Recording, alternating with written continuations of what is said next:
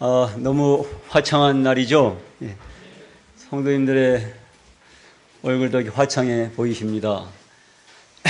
이제 가을바람이 아침 저녁 솔솔 불고 우리가 마음을 집중해서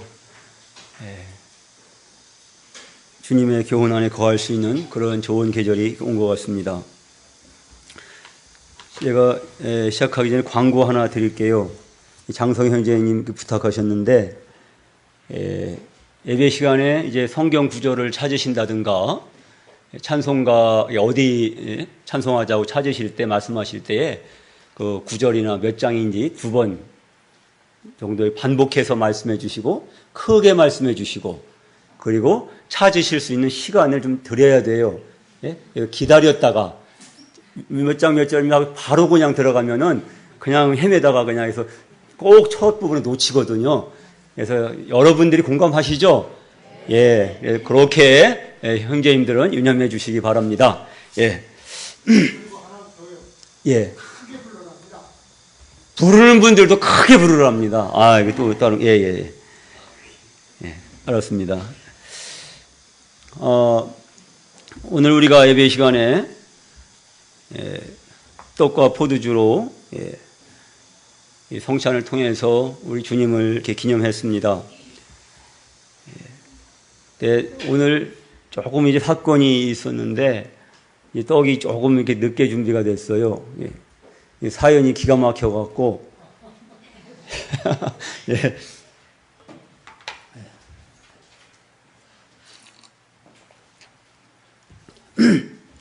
무슨 사연일까요? 먼저 떡을 준비했는데, 이제, 짐승이 그것을 훼손을 해버린 거예요. 그래갖고, 여기 교회 와서 예배당에서 이제 부랴부랴 만들었는데, 우리 집에 밀가루가 없어갖고, 부침가루를 드렸더니, 춘천교회 사상 가장 맛있는 떡이 오늘 이렇게 준비된 것 같습니다. 맛있게 드셨죠? 이럴 땐 듬뿍 떼어서 드셔야 되는데 조금 떼 드신 분은 후회하셨을 거예요. 그래서 참 우리 주님이 몸보려 피 흘려 주시기 위해서 육신을 입고 오셨는데 주님의 몸이 잔인하게 짐승에 의해서 악한 짐승에 의해서 훼손이 됐잖아요. 그런데 우리가 감사하는 것은 그 주님이 죽은 자 가운데서 부활하셔서 주님이 우리에게 주시는 이 떡은 생명의 떡이라는 사실입니다. 그래서 우리가 이 떡을 나눌 때에 죽으신 우리 주님, 그 몸을 찢으신 우리 주님을 기억할 뿐만 아니라 부활하신 주님, 생명의 주님, 우리가 그분을 믿음을 말미암아 그리스도의 생명과 나의 생명, 우리 생명이 연합이 결탁이 되어버렸잖아요. 그래서 그 생명의 떡을 기념하는 것이기 때문에 감사가 이렇게 되는 것입니다. 사단은 그렇게 주님의 몸을 훼손했을지라도 주님의 발꿈치를 물었을지라도 상하게 했을지라도 우리 주님은 그 사단의 머리를 밟아버리시고 뭉개버리시고 십자가로 승리하셨습니다. 뿐만 아니라 부활로 그 승리를 확정하셨습니다. 그 주님을 우리가 기억하고 기념하는 것이고 그것이 우리 삶의 생명이요 평강이요 기쁨이 되는 것입니다. 이 떡과 포도주가 성경 어디에서 처음 이렇게 제시될까요? 기억하십니까? 그렇습니다. 창세기 14장입니다. 찾아보시겠습니다. 창세기 14장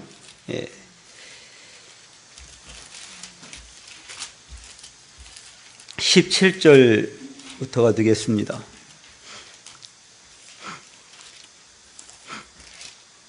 창세기 14장 17절. 자, 요 정도 기다렸다가 시작하면 되겠죠? 14장 17절부터 23절까지 저와 교독하도록 하겠습니다.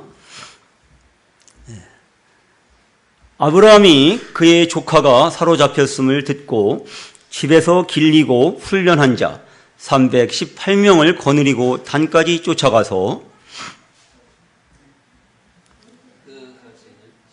15절 같이 읽으세요.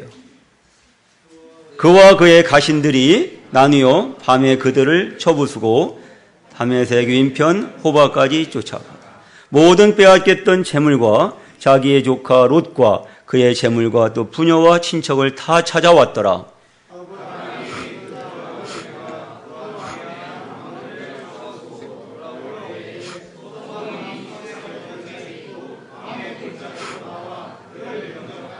살렘왕 멜기세덱이 떡과 포도주를 가지고 나왔으니 그는 지극히 높으신 하나님의 제사장이었더라.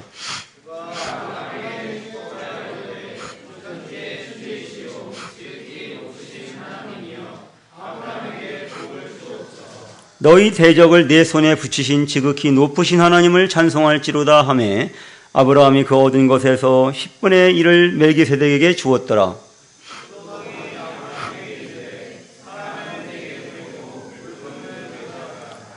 아브라함이 소돔 왕에게 이르되 천지의 주제이시오 지극히 높으신 하나님 여호와께 내가 손을 들어 맹세하노니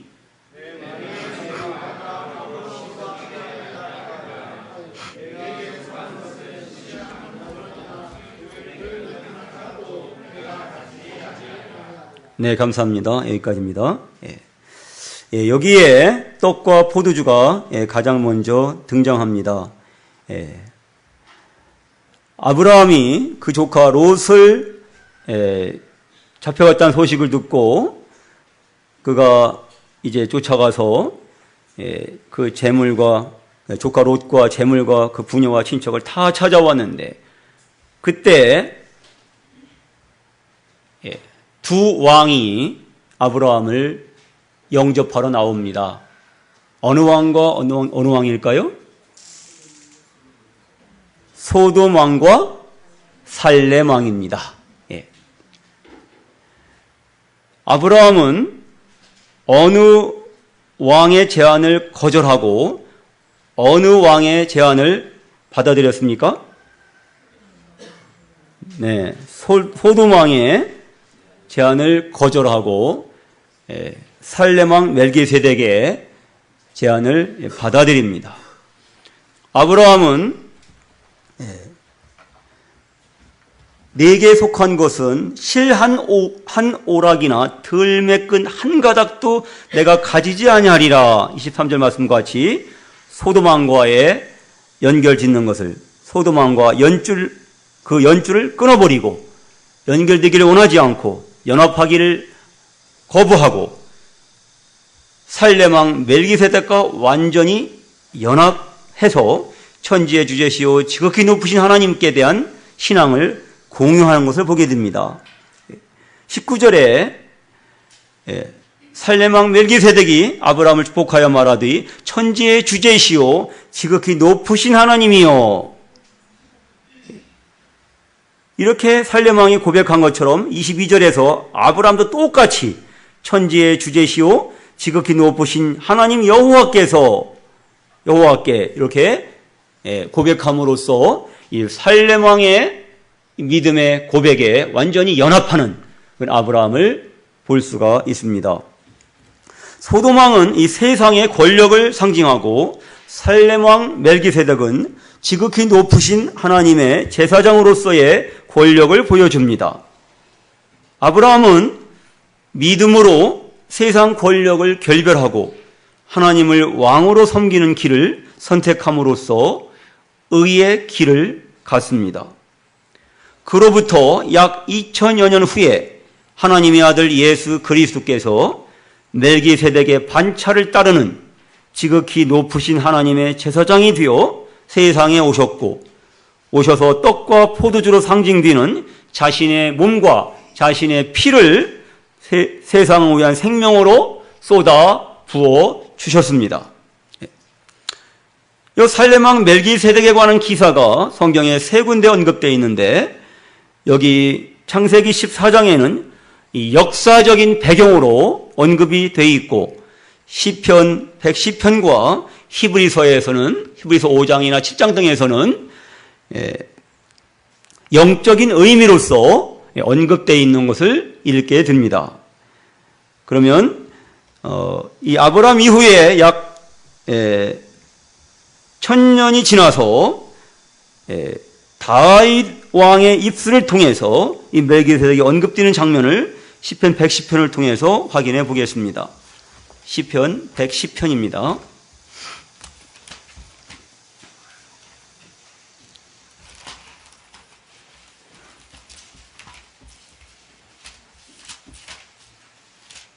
시편 110편 1절입니다.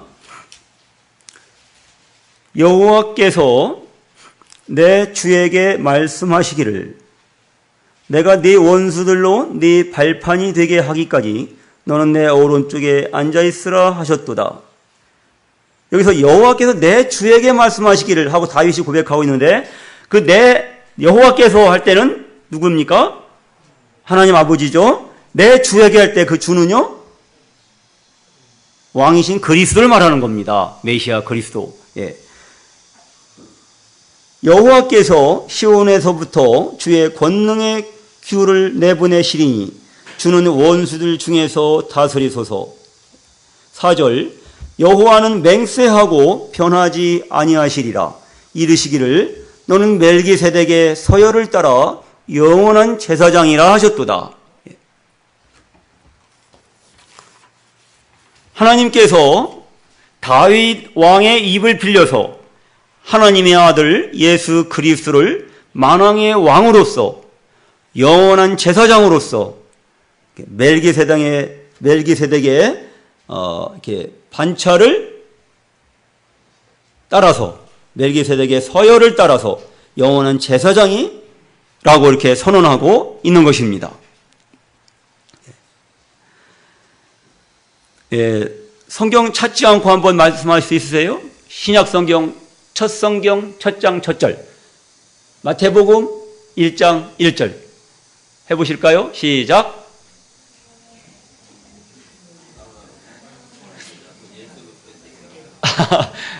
예. 전체 성경 첫 장 첫 절 창세기 1장 1절은 뭐예요? 태초에 하나님이 천지를 창조하시니라. 그럼 신약 성경 마태복음 1장 1절도 알고 계셔야죠. 아브라함과 다윗의 자손 예수 그리스도의 세계라. 아브라함과 다윗의 자손. 이렇게 신기하게도 성경에 이 멜기세덱이 언급된 것은 그 아브라함과 다윗을 통해서 언급이 됩니다.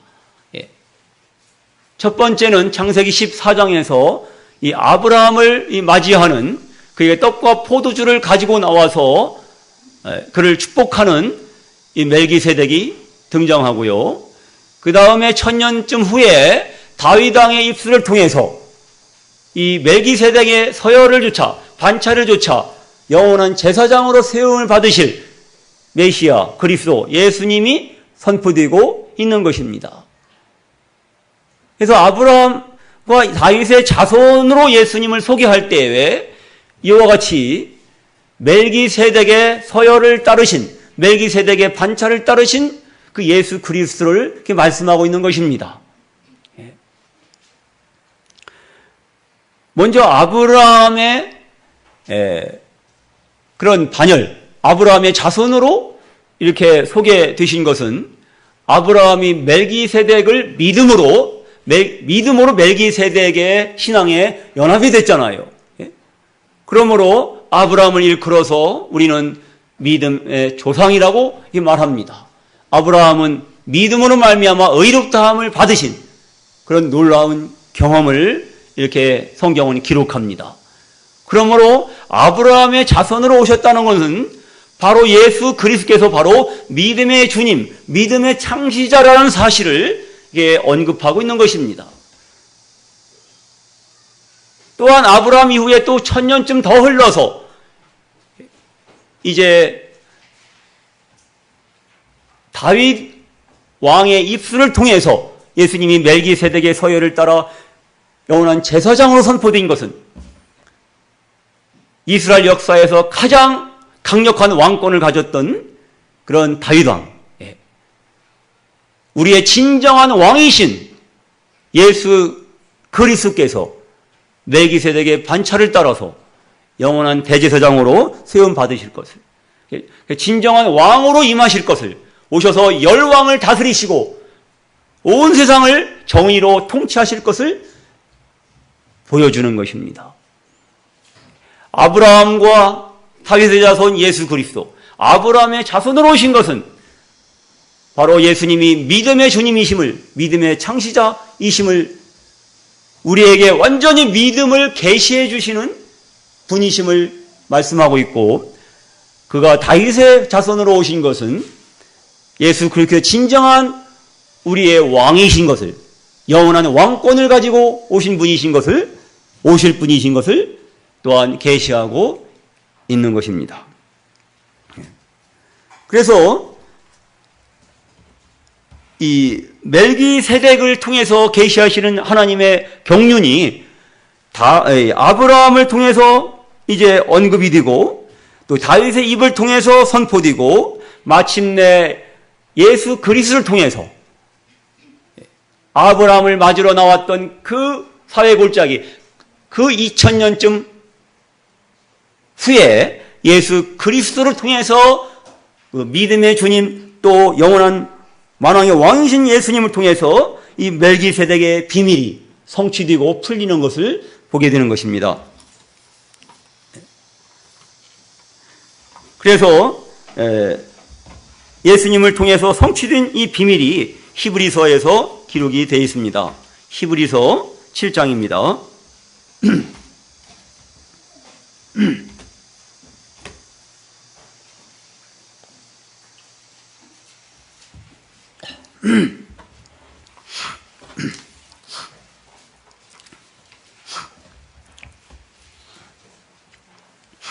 히브리서 7장 제가 읽어드리겠습니다. 이 멜기세덱은 살렘 왕이요 지극히 높으신 하나님의 제사장이라. 여러 왕을 쳐서 죽이고 돌아오는 아브라함을 만나 복을 빈자라. 아브라함이 모든 것의 10분의 1을 그에게 나누어 주니라. 그 이름을 해석하면 먼저는 의의 왕이요 그 다음은 살렘 왕이니 곧 평강의 왕이요 아버지도 없고 어머니도 없고 족보도 없고 시작한 날도 없고 생명의 끝도 없어 하나님의 아들과 닮아서, 개역은 방부로 하여 이렇게 되어 있죠. 항상 제사장으로 있느니라. 이 사람이 얼마나 높은가를 생각해보라. 조상 아브라함도 노략물 중 10분의 1을 그에게 주었느니라. 레위의 아들들 가운데 제사장의 직분을 받은 자들은 율법을 따라 아브라함의 허리에서 난 자라도 자기 형제인 백성에게서 10분의 1을 취하라는 명령을 받았으나, 레위 족보에 들지 아니한 멜기세덱은 아브라함에게서 10분의 1을 취하고 약속을 받은 그를 위하여 복을 빌었나니 논란의 여지 없이 작은 자가 높은 자에게서 축복을 받느니라. 또 여기는 죽을 자들이 10분의 1을 받으나 저기는 산다고 증거를 얻은 자가 받았느니라. 또한 10분의 1을 받는 레위도 아브라함으로 말미암아 10분의 1을 바쳤다고 할 수 있나니, 이는 멜기세덱이 아브라함을 떠날 때 레위는 이미 자기 조상의 허리에 있었습니다. 레위 계통의 제사 직분으로 말미암아 온전함을 얻을 수 있었으면 백성이 그 아래에서 율법을 받았으니 어찌하여 아론의 반차를 따르지 않고 멜기세덱의 반차를 따르는 다른 한 제사장을 세울 필요가 있느냐. 제사 직분이 바꾸어졌은즉 율법도 반드시 바꾸어지리니, 이것은 한 사람도 제단 일을 받들지 않는 다른 지파에 속한 자를 가리켜 말한 것이라. 우리 주께서는, 주 예수님께서는 유다로부터 나신 것이 분명하도다. 이 지파에서는 모세가 제사장들에 관하여 말한 것이 하나도 없고 멜기세덱과 같은 별다른 한 제사장이 일어난 것을 보니 더욱 분명하도다. 그는 육신에 속한 한 계명의 법을 따르지 아니하고 오직 불멸의 생명의 능력을 따라 되었으니, 증언하기를 내가 영원히 멜기세덱의 반차를 따르는 제사장이라 하였도다. 전에 있던 계명은 연약하고 무익함으로 폐하고 율법은 아무것도 온전하게 못할지라. 이에서 더 좋은 소망이 생기니 이것으로 우리가 하나님께 가까이 가느니라. 또 예수께서 제사장이 되신 것은 맹세 없이 된 것이 아니니 그들은 맹세 없이 제사장이 되었으되 오직 예수는 자기에게 말씀하신 이로 말미암아 맹세로 되신 것이라. 주께서 맹세하시고 뉘우치지 아니하시리니 내가 영원히 제사장이라 하셨도다. 이와 같이 예수는 더 좋은 언약의 보증이 되셨느니라. 제사장 된 그들의 수요가 많은 것은 죽음으로 말미암아 항상 잊지 못함이로되 예수는 영원히 계심으로 그 제사장 직분도 갈리지 아니하느니라. 그러므로 자기를 힘입어 하나님께 나아가는 자들을 영원히 구원하실 수 있으니 이는 그가 항상 살아계셔서 그들을 위하여 간구하심이라. 이러한 대제사장은 우리에게 합당하니 거룩하고 악이 없고 더러움이 없고 죄인에게서 떠나 계시고 하늘보다 높이 드시니라. 그는 저 대제사장들이 먼저 자기 죄를 위하고 다음에 백성의 죄를 위하여 날마다 제사 드리는 것과 같이 할 필요가 없으니 이는 그가 단번에 자기를 드려 이루셨음이라. 율법은 약점을 가진 사람들을 제사장으로 세웠거니와 율법 후에 하신 맹세의 말씀은 영원히 온전하게 되신 아들을 세우셨느니라. 네, 주보 뒷면을 보시겠습니다. 이 히브리서 7장 말씀을 주보 뒷면 가운데 부분에다가 제가 요약을 해서 정리해 놓았습니다. 율법과 언약을 비교해 놓았는데요. 더 이렇게 정확히 말씀드리면 이 율법은 정죄와 심판의 율법입니다. 그리고 이 언약은 그렇다면 뭐예요? 은혜와 구원의 언약이 되겠습니다. 이 정죄와 율법, 심판의 율법의 기능은 정죄와 심판인 것입니다. 인간의 죄를 드러내는 것입니다. 또 이 언약의 역할은 하나님의 은혜를 드러내는 것이고 그리하여 완전한 구원을 이루는 것입니다. 이 율법과 언약을 비교해 보겠습니다. 이 율법은 모세에게 주신 육신에 속한 계명입니다. 이 계명은 육신에 속해 있기 때문에 그 두 돌판에 이렇게 새겨졌습니다. 십계명의 경우. 그러나 이 은혜의 언약은 신비, 마음의 중심에 새겨집니다. 이 은혜의 언약은 율법 후에 하신 맹세의 말씀이라고 28절에 기록하고 있습니다. 율법 후에 하신 맹세의 말씀. 그러니까 이 율법이 먼저입니까? 이 정죄와 심판하는 이 율법이 먼저입니까? 이 은혜의 언약이 먼저입니까? 율법이 먼저죠. 율법이 먼저 모세를 통해서 주어졌습니다. 그런데 인간의 연약함으로 말미암아 인간의 실패와 죄를 입증하고 그 후에 이제 율법 후에 맹세의 말씀이신 하나님 맹세의 말씀이신 그리스도께서 오셨습니다. 이 율법 후에 하나님께서 맹세로 보증하신 그리스도가 이렇게 오셨지만 율법 후에 오셨지만 사실 그분은 이미 율법 전에 아브라함을 통해서 계시되신 분입니다. 그리고 율법 후에 다윗을 통해서 다시 한번 확증되신 분입니다. 또 11절에 보면은 이 율법은 레위 계통의 제사 직분이다라고 말씀하고 있습니다. 레위 지파에 속해야만 제사장 직분으로 성소에서 제사의 직분을 수행할 수가 있습니다. 그러나 우리 주님은 이 레위 계통의 제사는 이 온전한 제사를 드리는데 이제 실패하게 됩니다. 근데 우리 주님은 이 레위 지파에 속하지 않으시고 유다 지파를 택하신 하나님의 뜻에 따라 유다 지파, 이 다윗이 바로 유다 지파, 유다의 후손이죠. 그래서 유다 지파를 택하심을 따라 아브라함과 다윗의 자손으로 예수님은 이렇게 오셨기 때문에 별다른 한 영원한 제사장으로 세움을 받으신 겁니다. 그래서 이 율법은 대제사장을 아론을 세웠습니다. 그래서 이 율법이 세운 대제사장들은 아론의 반차, 아론의 계열, 아론의 서열을, 아론의 그 순서를 따라갔습니다. 그러나 주 예수님은 이런 아론의 반차를 따르지 않고 멜기세덱의 반차를 따르셨다고 기록하고 있습니다. 왜 레위 계통의 제사와 이 아론의 반차를 따르는 것이 온전한 제사를, 온전한 구원을 이룰 수 없을까요? 그것은 네 번째 칸에 율법이 연약하고 무익하기 때문입니다. 근데 율법이 연약하고 무익하다고 18절에 기록됐지만 사실은 율법 자체의 문제가 아닙니다. 그것은 인간 육신의 연약함이 문제인 것입니다. 율법 자체는 거룩하고 의롭고 선하고 완전한 것입니다. 그러나 인간이 이 육신의 연약함 때문에 도저히 이 율법을 통해서는, 율법을 온전히 지킴으로써 율법의 행위를 통해서, 인간의 선행을 통해서는 결코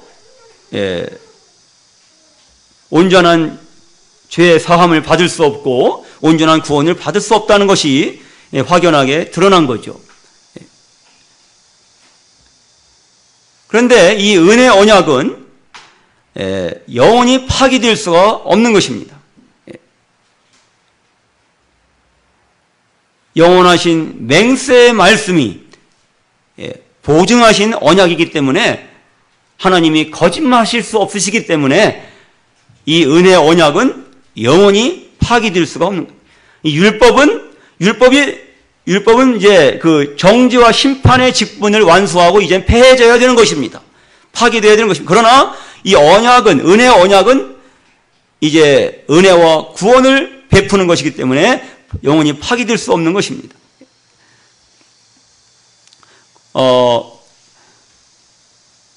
젓가락을 사용해서 우리가 국물을 떠마실 수가 있어요, 없어요? 없죠. 그것은 무엇이 문제입니까? 젓가락 자체가 뭐 이상한 것이 아닙니다. 젓가락은 잘 만들어졌고 짝도 맞춰져 있고 제대로 갖추어졌지만 국물을 떠먹는데 젓가락을 선택했다는 것이 문제가 되는 것입니다. 젓가락은 젓가락의 기능을 집어먹는 기능을 해야 되는 것입니다. 율법은 이 정죄와 심판의 기능을 한 것으로 좋겠습니다. 그러나 은혜와 구원을 이루는 것은 결코 젓가락으로 국물을 떠마실 수 없는 것처럼 결코 율법으로는 은혜와 구원을 이룰 수 없는 것을, 그것이 바로 율법이 연약하고 무익하다라고 기록하고 있는 의미인 것입니다. 다음번에 이 율법은 약점을 가진 사람을 제사장으로 세웠다고 28절에서 증언합니다. 율법은 약점을 가진 사람을 제사장으로 세웠습니다. 그들은 죽음으로 항상 잊지 못합니다. 그들은 자기 죄의 문제가 걸려 있습니다. 예를 들어서 히브리서 5장을 한번 보시겠습니다. 히브리서 5장 1절, 대제사장과 마다 사람 가운데서 택한 자이므로 하나님께 속한 일에 이 사람을 위하여 예물과 속지 않은 제사를 드리게 하나니, 그가 무식하고 미혹된 자를 능히 용납할 수 있는 것은 자기도 연약에 휩싸여 있음이라. 그러므로 백성을 위하여 속죄제를 드림과 같이 또한 자신을 위하여도 드리는 것이 마땅하니라. 저는 이 2절 말씀이 이렇게 마음을 울렸습니다. 마음을 무너지게 했습니다. 그가 사람 가운데 최한 이 대제사장은 무식하고 미혹된 자를 능히 용납할 수 있어요, 없어요? 없다고 표현돼야 어울릴 것 같은데 있다고 했습니다. 예? 이 사람 가운데 최한 이 인간 대제사장은 무식하고 미혹한 자를 능히 용납할 수 있다는 거예요. 이유가 뭐예요? 자기도 연약에 휩싸여 있습니다. 그 얘기는 뭐냐면요, 자기도 연약하기 때문에 다른 인간의 연약함을 욕하거나 비난하거나 판단하거나 정죄할 수 없다는 거예요. 그럴 자격이 없다는 거예요.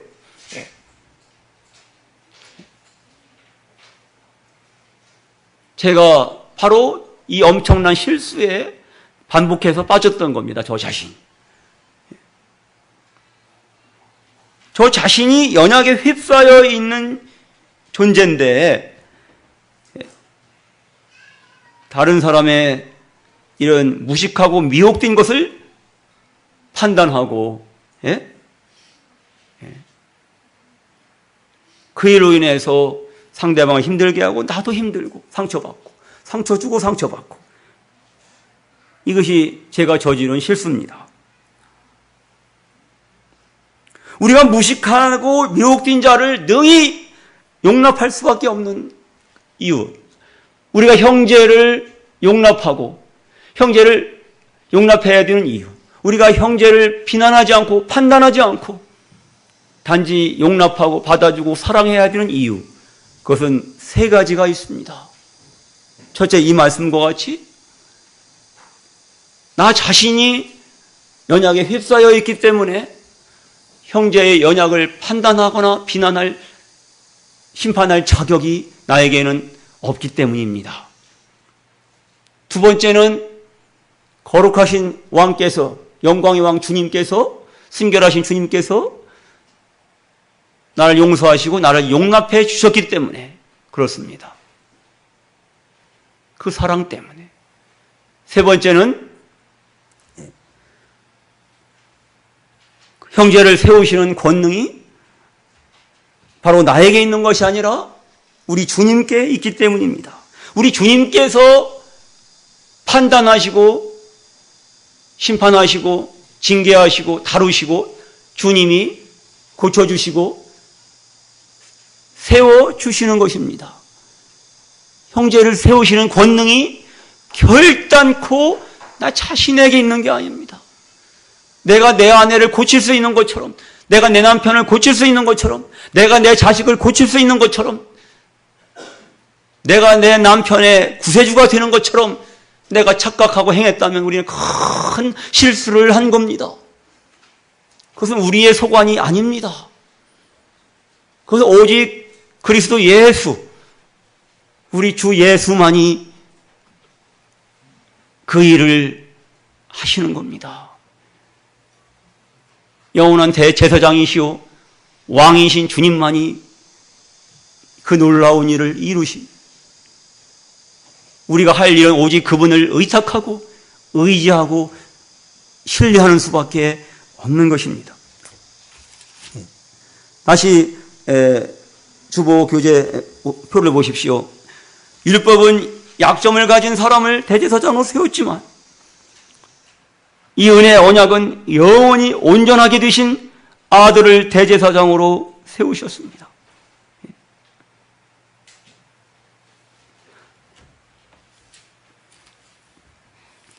영원히 온전케 되신 아들이라고 표현했을 때에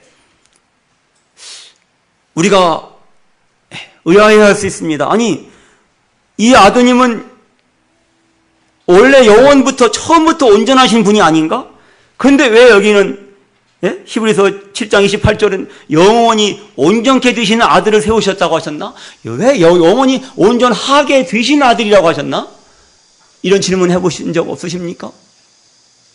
온전케 됐다는 얘기는 뭐예요? 전에는 온전하지 않았다는 뜻이잖아요.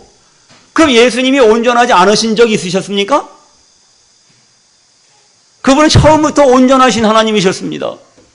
온전하신 아들이셨습니다. 근데 그분이 온전하게 되셨다는 얘기는 뭡니까? 히브리서 5장을 보십시오. 히브리서 5장 6절입니다.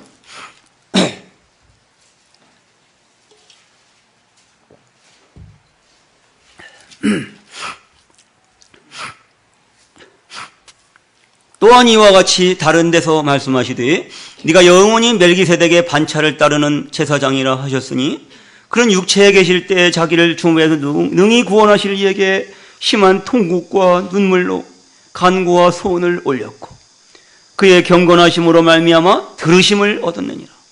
그가 아들이시면서도 그가 온전한 아들이시면서도 받으신 고난으로 순종함을 배워서 온전하게 되셨은즉 자기에게 순종하는 모든 자에게 영원한 구원의 근원이 되시고 하나님께 멜기세덱의 반차를 따른 대제사장이라 칭하심을 받으셨느니라.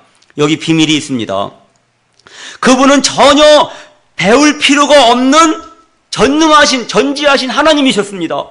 그런데도 그분은 배우셨습니다. 그가 아들이시라도 받으신 고난을 통해서 순종함을 배우셨습니다.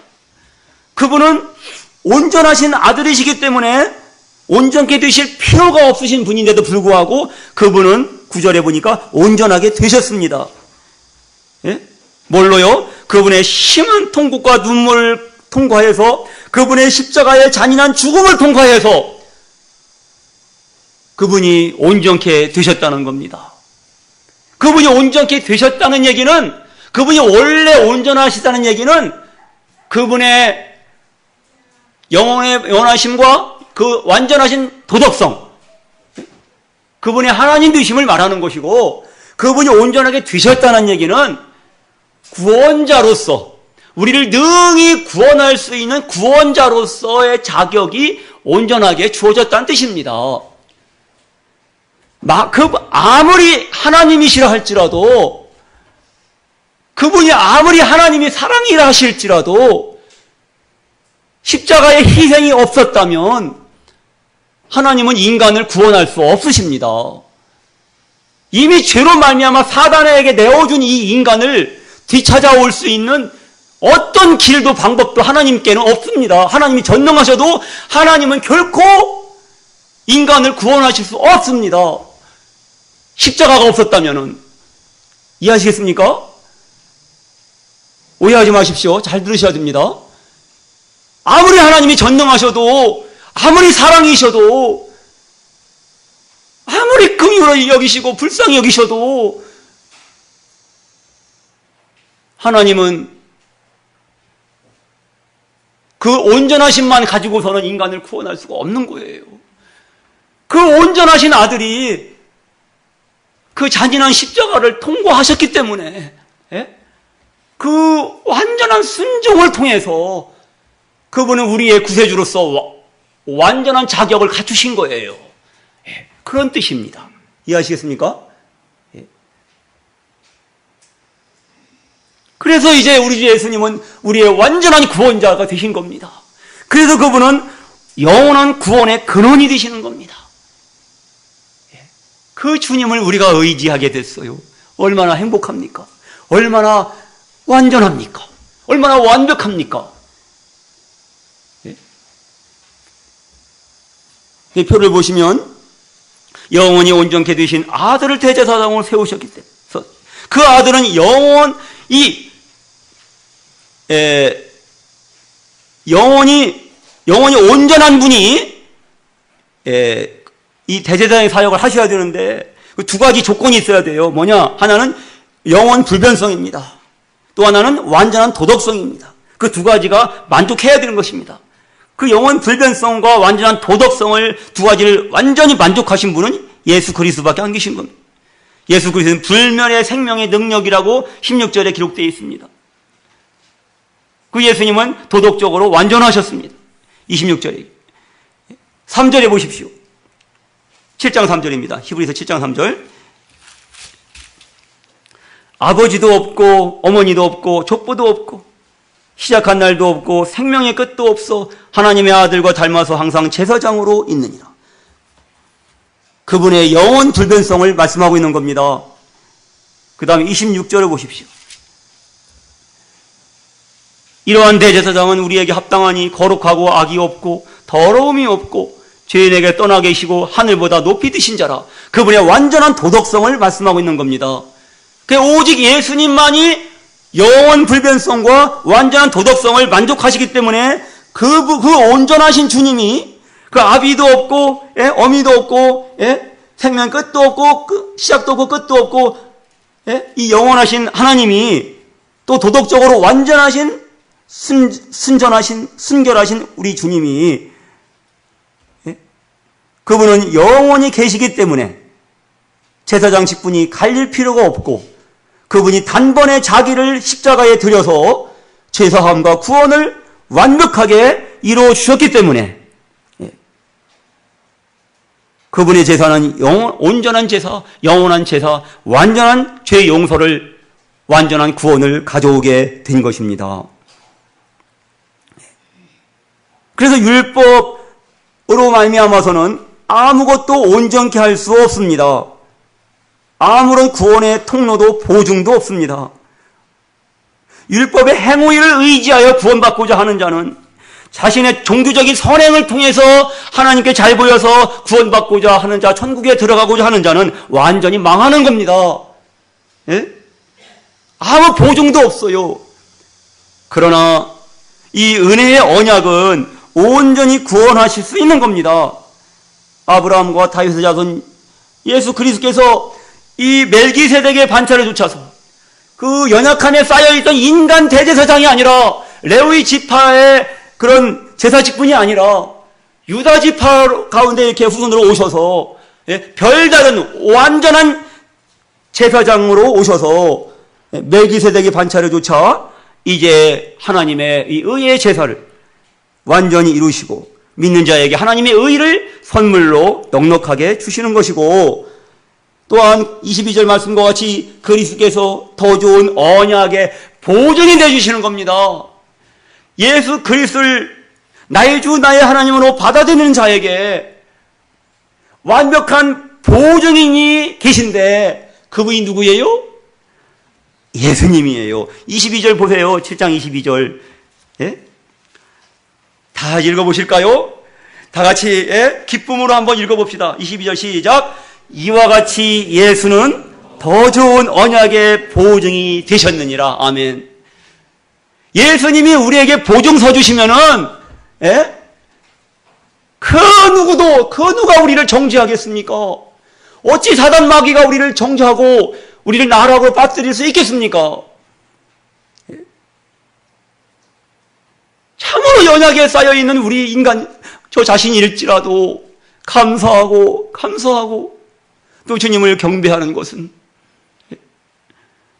이런 완전하신 영원하신 대제사장 우리 예수님께서 그 십자가를 통과하시고 영원한 구원을, 영원한 죄 제사를 완벽하게 이루시고 나의 구원자가 되셨기 때문인 것입니다. 그리고 뿐만 아니라 그분이 항상 살아서 부활하신 주님은 하나님 보좌 우편에서 그 원수들을 자기 발등상으로 삼으실 때까지 그분은 기다리시지만 마침내 만왕의 왕 만주의 주로 임하셔서 열왕을 격파하시고 다스리시고 평정하시고 평화로 세상을 다스리시고 그리고 그분의 영원하신 나라를 성립하실 것입니다. 우리는 그분을 믿습니다. 나의 주 나의 하나님으로 우리의 믿음의 완전한 보증인이 계십니다. 우리 주 예수 그리스도 그분 자신이 보증이 되어 주십니다.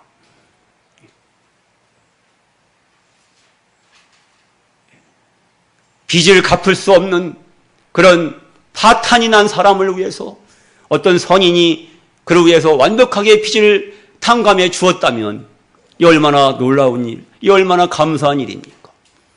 우리 주 예수님께서 바로 우리의 영원히 갚을 수 없는 죄의 빚을 십자가에서 자신의 몸을 찢으시고 그 피를 흘리셔서 그 떡과 포도주의 비밀이 드신 그 떡은 우리 주님의 고귀하신 몸이고 그 포도주는 우리 주님의 보배로운 피가 아니겠습니까?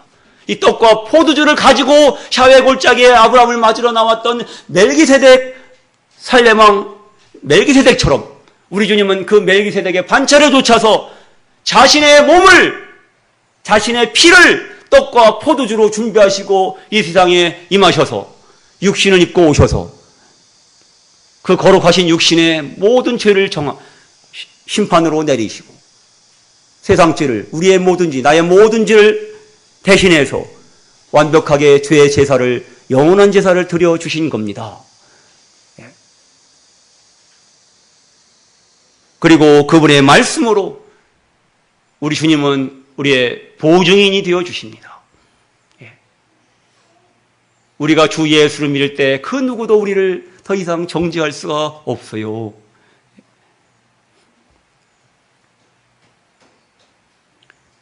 그러므로 이 율법을 통해서는 그 누구도 하나님께 가까이 나아갈 수 없습니다. 아무 소망이 없어요. 망하는 겁니다. 그러나 이 은혜의 언약을 통해서 우리는 하나님께 가까이 나아갑니다. 어디까지요?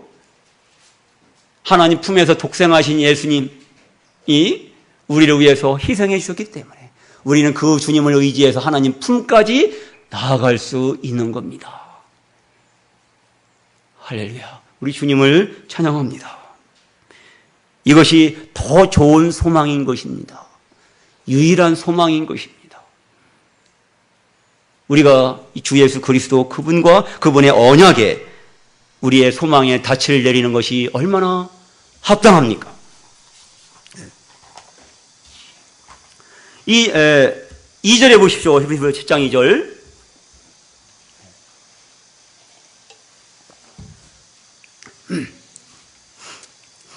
후반부에 해석하면 먼저는 의의 왕이요 그 다음은 살렘 왕이니 곧 평강의 왕이요. 멜기세덱이란 이름을 해석하면 뭐라고 그랬습니까? 여기서 해석까지 친절하게 나와 있네요. 멜기세덱을 해석하면 뭐예요? 의의 왕이래요. 먼저는 의의 왕이요. 멜기세덱은 멜기와 세덱으로 나눠집니다. 멜기, 앞부분의 멜기는 왕이라는 뜻입니다. 예. 그 다음에 세덱은 뭘까요? 추정해 보세요. 아까 멜기세덱이 의의 왕이라고 그랬잖아요. 그럼 멜기가 왕이면 세덱은 뭐예요? 의롭다는 뜻이죠. 예. 예. 멜기는 왕, 세덱은 의롭다. 그러니까 의의 왕인 거예요. 예. 로마서 1장 17절에 복음에는 하나님의 의가 나타나서 믿음으로 믿음에 이르게 하나니 기록된 바 오직 의인은 뭘로 살아요? 믿음으로 말미암아 살리라. 주님, 멜기세덱이 떡과 포도주를 가지고 나온 것처럼 주님은 자신의 몸을 버리고 피를 흘려 죄사함을 이루시고 믿는 자를 의롭다고 하시고 하나님의 생명을 나누어 주십니다. 그렇게 해서 우리가 하나님께 가까이 나아가도록 하나님과 함께 살 수 있게 해주시는 겁니다. 그게 바로 영생이라 하는 거예요. 믿는 자는 영생을 가졌나니. 믿는 자는 영생을 가졌나니. 예. 이것이 맹세로 보증해 주신 겁니다. 두 번째, 살렘 왕이니 곧 평강의 왕이요. 살렘 왕을 해석하면 뭡니까? 평강의 왕, 평화의 왕입니다. 예. 살렘은 예루살렘의 약자인데요. 그 샬롬, 우리가 샬롬이라고 말하잖아요. 유대인들은 샬롬이라고 인사하잖아요. 우리말이 안녕하세요 같은 겁니다. 안녕이란 말과 샬롬, 평안하세요, 평안하시기를, 이런 뜻입니다. 예?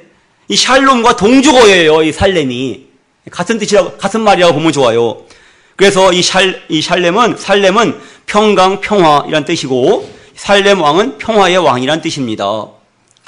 이 평화가 거저 주어지는 게 아닙니다. 이사야 53장 5절, 그가 징계를 받음으로 우리가 평화를 누리고, 그가 징계를 받음으로 우리가 평화를 누리고, 그가 채찍에 맞음으로 우리가 나음을 입었도다.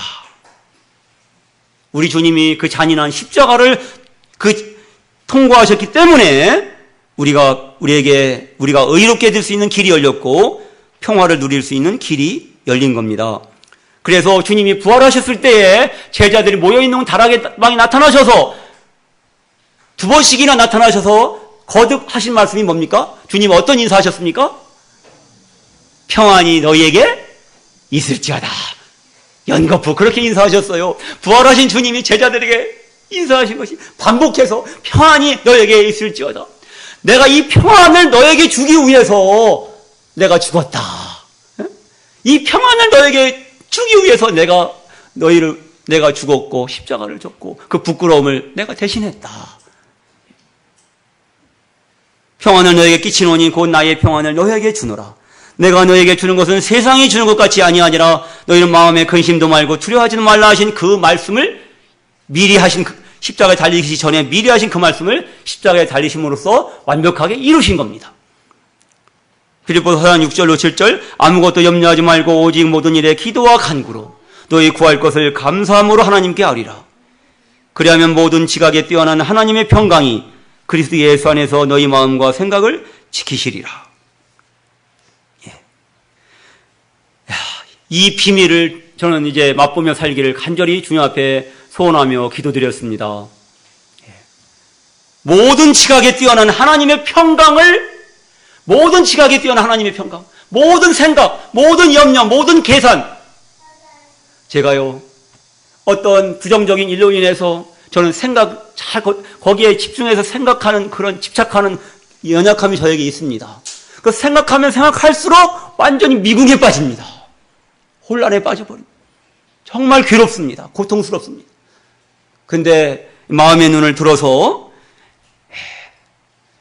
믿음의 주여 온전케 하시는 이 예수를 바라볼 때 주님이 저를 고쳐주시고 평강을 주실 때에 그 기쁨을 말할 수가 없습니다. 저를 다시금 살려주시고 툭툭 털고 일어나게 하시고 그렇게 나아가게 해주십니다. 모든 직업에 뛰어난 하나님의 평강이 그리스도 예수 안에서 내 마음과 생각을 지켜주시기를 간절히 원합니다. 성도님들의 생각과 마음을 지켜주시기를 간절히 원합니다. 그러므로 아무것도 염려하지 마시고 오직 모든 일에 기도와 간구로 구할 것을 감사함으로 하나님께 아뢰시다. 여기서 의의 왕을 먼저 언급했습니까? 평강의 왕을 먼저 언급했습니까? 그렇습니다. 먼저 의가 언급되고 그 다음에 평화가 언급이 되었습니다. 하나님의 의가 없이는 결코 진정한 평화가 없는 것입니다. 하나님이 없는 인간의 자기 의는 일시적으로 보기에는 자랑스러워 보이지만 인간의 영혼을 황폐하게 하고 죽음으로 이끄는 겁니다. 의로우신 예수 그리스도 십자가의 죽으심과 부활로 모든 죄를 사하고 의롭다 하시는 그리스도를 믿음으로 받아들이는 것만이 의를 얻고 그 결과로 평화를 누리는 유일한 길인 것입니다. 여기까지 하고 드리겠습니다. 기도드리겠습니다.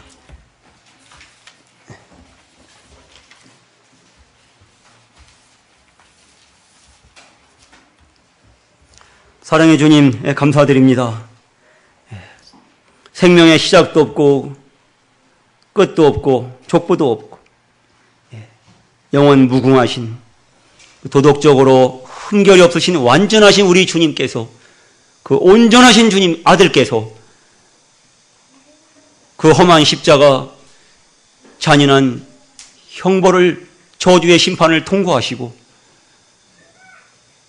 완전한 순종을 통해서 그 고난을 배우시고 구원자로서 온전케 되셔서 우리를 위해서 완벽한 구주가 되신 것을 찬양을 드립니다. 오직 주 예수만이 나의 구주, 나의 하나님, 나의 주님, 나의 왕이심을 고백을 드립니다. 이 놀라운 주님을 우리가 전파하기 위해서 13일부터 15일까지 복음 전도 집회를 우리가 진행합니다. 사랑하는 주님, 우리의 구원하시는 주님, 구원은 오직 주님께 속했습니다. 주님께서 전도자에게 하나님 말씀을 주셔서 담대히 이 하나님의 은혜의 언약을 전파하게 하시고 또 이 말씀을 들을 구두자들을 우리가 마음을 다해서 인도할 수 있도록 우리 마음을 흥분시켜 주시고 주장하여 주시고 인도하여 주시옵소서. 우리의 구원을 완벽하게 이루어 주신 놀라우신 구주 우리 주님을 찬양하며 의지하게 됩니다. 우리가 다시는 형제를 판단하거나 정죄하지 않고 주님이 우리를 용납하신 것처럼 우리도 형제를 용납하고 무식하고 미혹에 빠진 자라 할지라도 주님의 사랑으로 용납하고 사랑할 수 있도록 이 복음으로 증거할 수 있도록 오 주님 우리를 주장해 주시옵소서. 의의 왕이요 평강의 왕이신 우리 주님을 의지합니다. 감사합니다. 예수님 존귀하신 이름으로 기도드립니다. 아멘. 감사합니다. 그렇게